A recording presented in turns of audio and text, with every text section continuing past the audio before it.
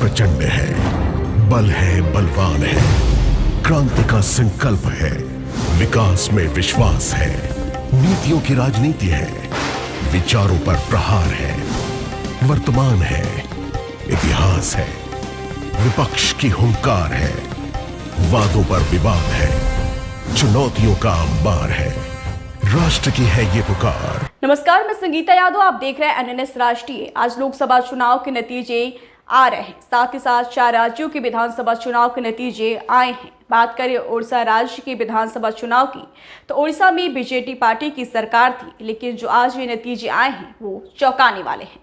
उड़ीसा में भारतीय जनता पार्टी यानी कि बीजेपी लगातार 80 विधानसभा सीटों पर बढ़त बनाए हुए है, तो वहीं बीजेडी 49 पर सिमटती नजर आ रही है। कांग्रेस के कहने में सिर्फ 14 सीटों पर बढ़त बनाए हुए है।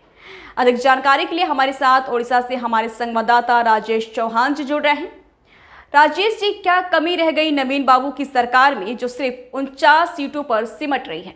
देखिए संगीता जी, सबसे बड़ी बात ये आ रही है कि 25 साल से यहाँ पर बीजेडी की सरकार चल रही थी और काफी काम भी उन्होंने किया है, पर कुछ ना कुछ तो ऐसे कमी थी जिसके कारण ये चीज होना था। और कुछ इलेक्शन से कुछ दिन पहले ही ये चीज प्राय पता चल ही जा रहा था कि हल्का फुल्का, बट हाँ, पब्लिक प्लेस में एक हल्ला ये जरूर था कि कांटे की टक्कर होने वाली है, पर ऐसा वन साइड स्वीप करेगा ये चीज कभी कोई सोचा भी नहीं था। पर लग रहा है कि 25 साल का शासन के बाद में आदमी बदलना चाहता था सरकार को, और इसी के लिए बोल के आज के डेट पे। और दूसरा नंबर यहाँ पर सबसे बड़ी बात है कि मोदी का लहर एक बहुत जोर से यहाँ पर चला था, जो कि मोदी जी भी यहाँ पर 5-6 बार आके अपना प्रचार किए हुए थे। और मोदी जी के साथ में यहाँ पर अमित शाह से लेके नड्डा जी से लेके सारे बीजेपी के जो अच्छे जो महान हस्ती है, वो लोग आके यहाँ पर प्रचार किए हुए थे, जिसके कारण आज लगा कि बीजेडी आज 50 के अंदर सीमित रह गया। और उसी जगह पे बीजेडी को आप यदि बोले 80 के लगभग में पहुंच चुकी है अभी तक। नवीन पटनायक क्या वहां के मुद्दे समझ नहीं पाए जो बीजेपी को वहां के लोगों ने चुना है?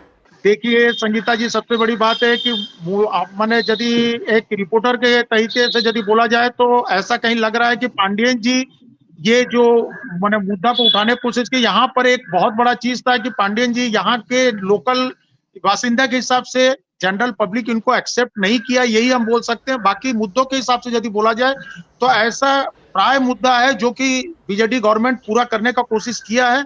और जहां तक रहा बात थोड़ा मोड़ा गलती और थोड़ा मोड़ा जो पीछे का जो बात है, वो तो रहते ही है, हर चीज में रहता है, हर गवर्नमेंट में रहता है।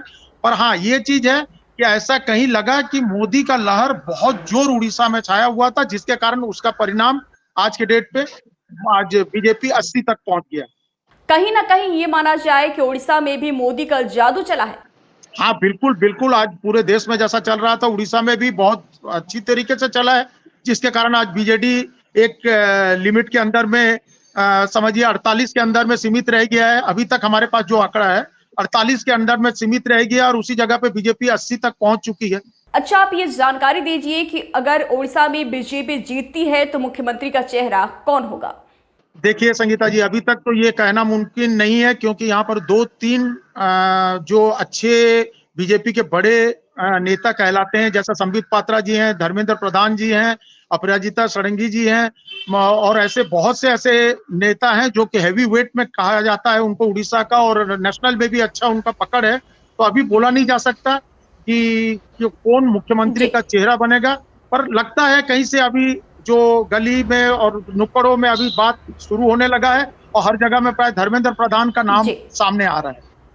फिलहाल अभी चुनावी नतीजे सामने आ रहे हैं, कौन जीतेगा, किसकी सरकार बनेगी और किसे जनता चुनेगी, सारे अपडेट्स आपको मिलते रहेंगे। फिलहाल के लिए हमें दीजिए इजाजत, नमस्कार।